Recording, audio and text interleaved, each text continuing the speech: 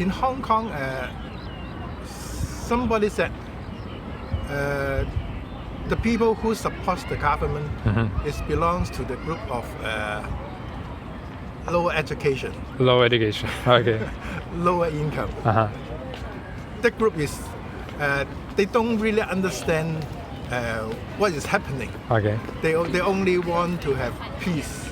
And so they are just bothered with the protest. yeah. They don't know riots and other things, lot uncertain. Okay. And you can see many people well educated. The people mostly support the protesters. Okay. Because as per my understanding, it's that way. Not for the age group to separate them. Education is a very important factor. Can you name the 5 demands? Like what protesters are? I think the first one is to suspend. The second one is to cancel the charge of being a riot. And then we need to independent police Investigation. Investigation department. And then we need universal suffrage. Another one. I think it was to leave all the arrested people go, right? The first one is suspended the anti-ELAB laws. But as I understand, it's already done, right? Or it's just suspended, so it should be fully withdrawn. It should be, but from what I know, suppose in between 2 years, the CE, the chief executive, she can re-announce that she can have the law again. So before it's still pending. She said is suspended, but at the same time, in the rundown of the legislative council, it's not removed. But after people notice, I think it's removed now. But so basically, first demand is met, right? Yeah. Okay. Second one is to stop calling people rioters. Not stop calling people rioters. It's more that the people that are caught, they're charged by being in a riot.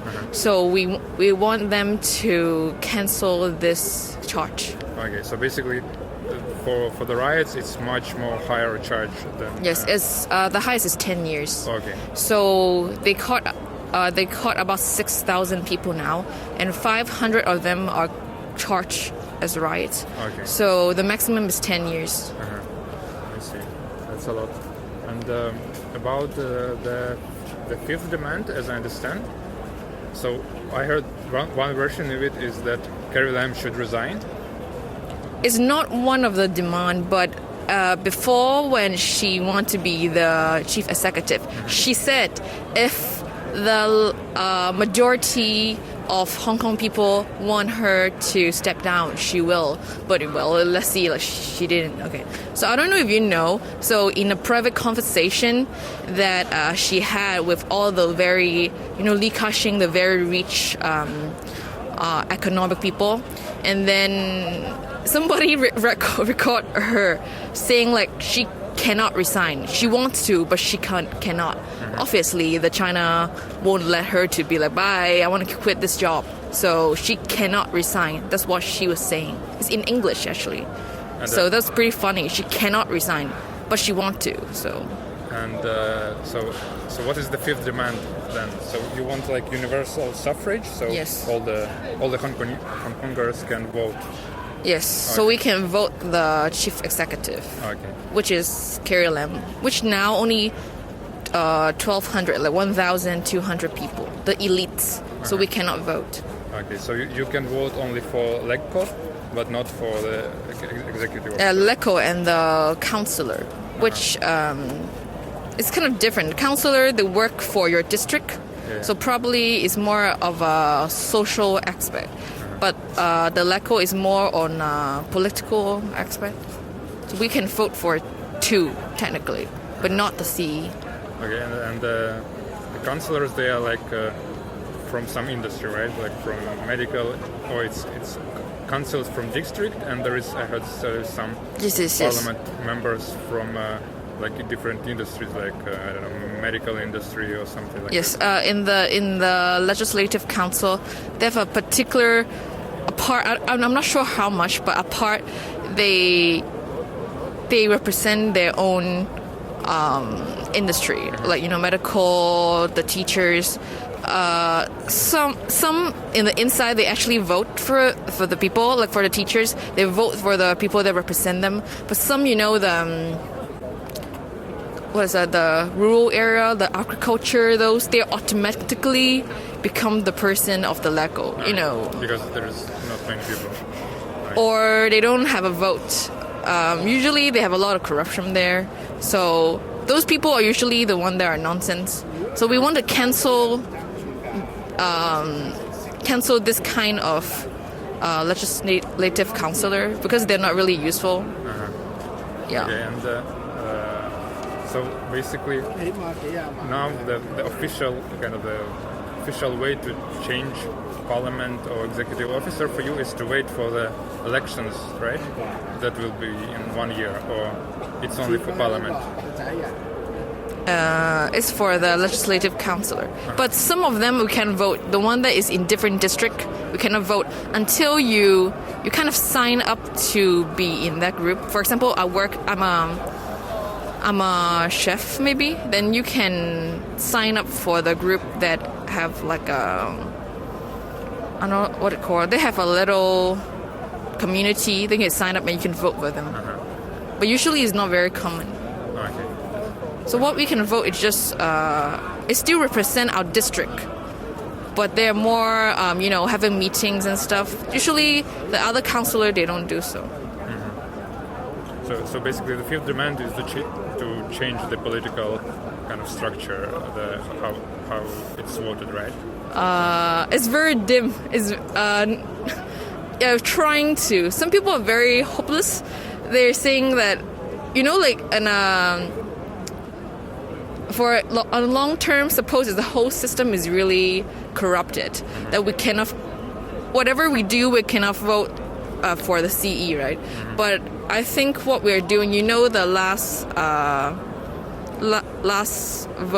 voting for the councillor, the Democrats, they won a lot. I think it's a progress. Like 60-70%, right? Yes. Actually, I think it's about 80. Okay.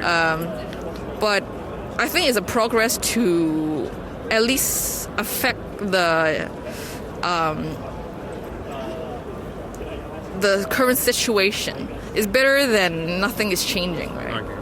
有定還是係過九龍嘅朋友咧，都係可以坐船嘅，唔一定坐地鐵㗎，係啦。咁樣咧，另外咧，如果你係需要等人嘅話咧，亦都可以去到係遮打道嘅行人專用區嗰度等人啊。I am from Czech Republic. Okay. And here you are shooting the protest, right? Yes. Okay. So you said you've been to France. I have been in so many countries. Actually, my specialization are protests. Okay. And I have been. I shoot also refugees. Okay. And yeah. So you said you've been to France. You saw the Yellow Vest protest. Actually, in May I have been in French. The first May Day I have been in French. I shoot the Yellow Vests, and it was. I can compare something with what is going on here. Actually, I think, as I see now, if I see some protests now, I can compare with French. Okay. But the main difference is in French, they can't use the real bullets. Okay. And here they can. Here, if you using some weapons, they can protect. The police can use the real bullets. But so this is the one main difference, and I think the second main difference. In French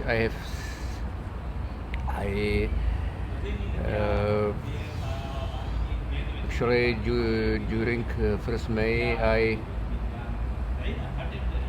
think 10 times I have been in combat? Around me was cry gas, tear gas. I think 10 times I was very close to tear gas, and it's not so nice feeling. But people here say the Chinese tear gas are harder. So I think this is different. But I think the situation is now much more stable than was. I think now is going down. Today was peaceful protest. And compared to France, in France, is it the protesters, are they more aggressive? I mean, in terms of attacking police, because here they are very, very peaceful. So actually, if you want to know my real opinion, in every kind of protesters you have